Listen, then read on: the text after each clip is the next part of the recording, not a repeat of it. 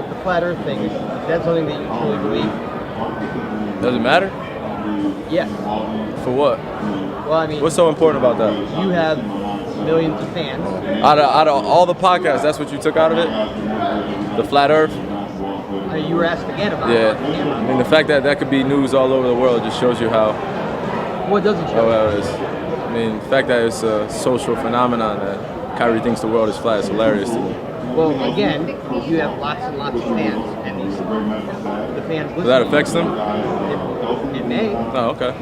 I mean, it doesn't really have a relevance over my life. I mean, I just feel like that the fact that it's even a conversation is hilarious. That could actually be news. A couple days ago, Irving joined the, quote, Holding Court with Gino Auriemma podcast. He's got more, people. This is what he told Gino.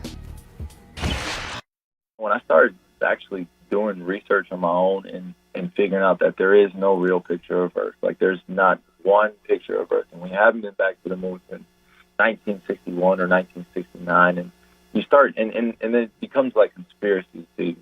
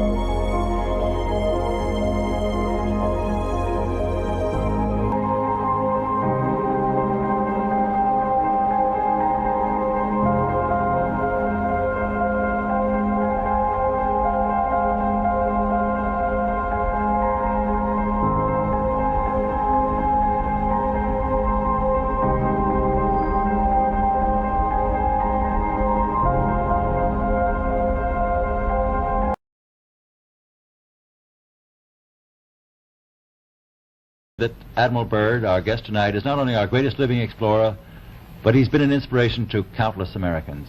Admiral Byrd, you've been to both the North Pole and the South Pole. Is there any unexplored land left on this earth that might appeal to adventurous young Americans? Yes, there is. And not up around the North Pole, because it's getting crowded up there now, because they find out it's really usable, not only to live in, but militarily.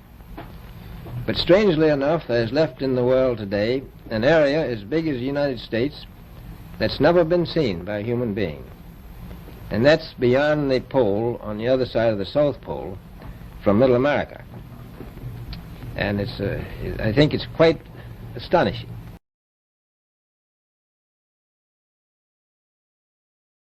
In addition, the Apollo program had already spent billions of dollars. If it failed to achieve its goal with such an investment, it would indeed be a large and bitter pill for the taxpayers to swallow. The cost of the program, whose sole goal was to be the first to plant a flag on the lifeless rock just outside the Earth, if adjusted for inflation to the 21st century, was $135 billion.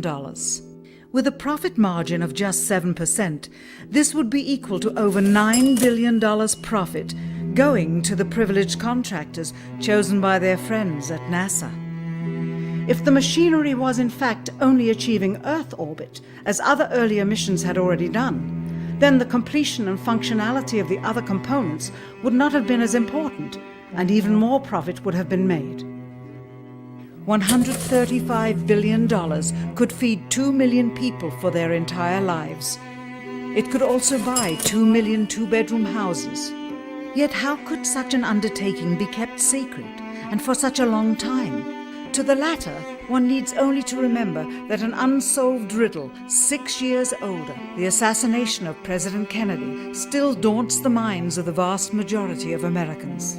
As a parent of a conspiracy, as his assassin being assassinated himself, the truth of the matter has still escaped history. In keeping a secret of the magnitude of the Apollo missions being fraudulently created, one turns to the Manhattan Project for comparison. Surreptitiously building the first nuclear bomb during the early to mid-1940s involved 129,500 people over a 3-year period. Yet the secret did not get out. A quarter century later, the art and technology of espionage inevitably improved, narrowing dramatically the number of players in the know of a large clandestine operation. Just 1 year before the first mission to the moon, NASA launched the Tetra satellite, specifically designed to simulate flight data coming from the moon, so that the ground crews could rehearse the landing, much as the astronauts did in their own simulations. Had it not supposedly fallen back to Earth, all that would have been needed during the actual flight would be a repeat of one of these computer programs, with a few original variations, transmitted to the satellite for rebroadcast to Houston. Scores of computers and their deceived operators on the ground would then receive prearranged information, including the alleged location, altitude, and fuel consumption of the spacecraft, as if it were descending to the moon's surface. If the Soviets tried to find the actual location of an Apollo crew in the hundreds of thousands of miles surrounding the Earth and the Moon, it would be tantamount to trying to find a rowboat in the Atlantic Ocean. The fact that the Apollo program was so departmentalized, with various construction and test sites around the country, meant that only a few people saw the whole picture. And for the first time ever, there was no independent press coverage.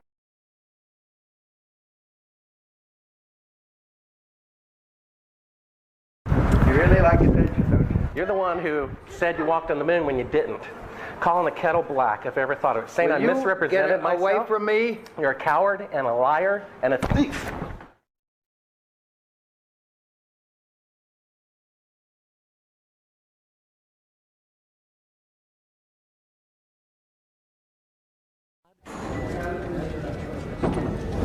You want me to knock you in the head? Well, I want you to swear to God on the Bible that you walked on the moon. Okay. If you walked on the moon, we're given the opportunity to swear to God that you walked on the moon.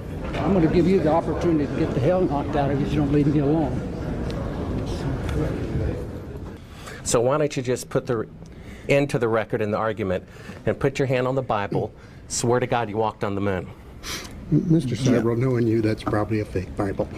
Well, you're talking to the wrong guy. Why don't you talk to the administrator in NASA? We're passengers. We're guys going on a flight.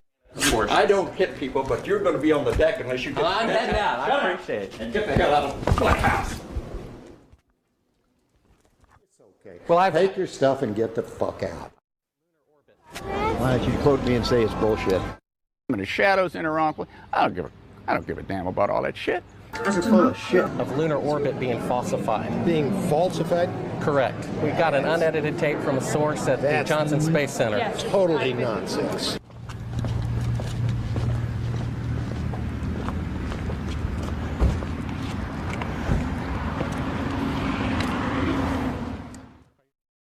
Mr. Seibel, you do not deserve answers. If you show this publicly, you're open for a lawsuit.